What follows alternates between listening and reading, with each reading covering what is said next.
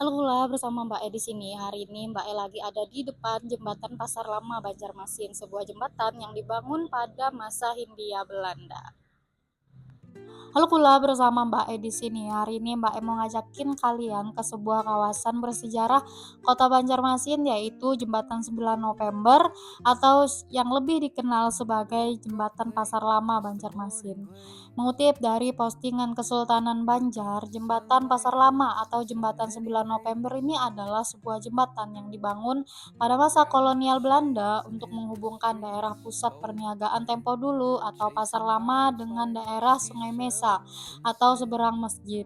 Jembatan ini awalnya diberi nama Jembatan Chun, nama yang diambil untuk menghormati Gubernur Jen Veter Jen Chun yang bertahta di Batavia sebagai pusat pemerintahan kolonial, dan awalnya bangunan fisiknya masih berupa jembatan ulin. Pada saat Banjarmasin ditetapkan sebagai ibu kota Borneo, maka para insinyur Belanda mengubah konstruksi yang awalnya kayu ulin menjadi konstruksi beton. Belum diketahui pasti pada tanggal berapa jembatan ini pertama kali diresmikan. Namun, walau usianya sudah tua, fisik jembatan ini masih sangat kuat untuk menahan beban di atasnya.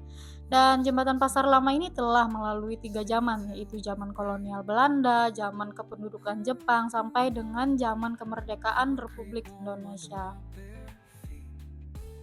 Pada masa kependudukan Jepang, terjadi penghancuran beberapa fasilitas umum oleh tentara Belanda dengan tujuan agar Jepang tidak dapat menguasainya.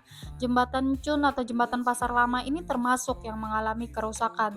Kejadian ini membuat Jepang murka dan menangkap para pelaku yang terlibat, termasuk wali kota Banjarmasin pada saat itu yang bernama Van der Molen, yang kemudian dieksekusi di atas jembatan Chun ini. Setelah peristiwa itu, pemerintah pendudukan Jepang memperbaiki dan memperlebar jembatan Chun ini menjadi 8,6 meter dari yang sebelumnya hanya 7 meter yang digunakan untuk jalur pejalan kaki di atas jembatan tersebut.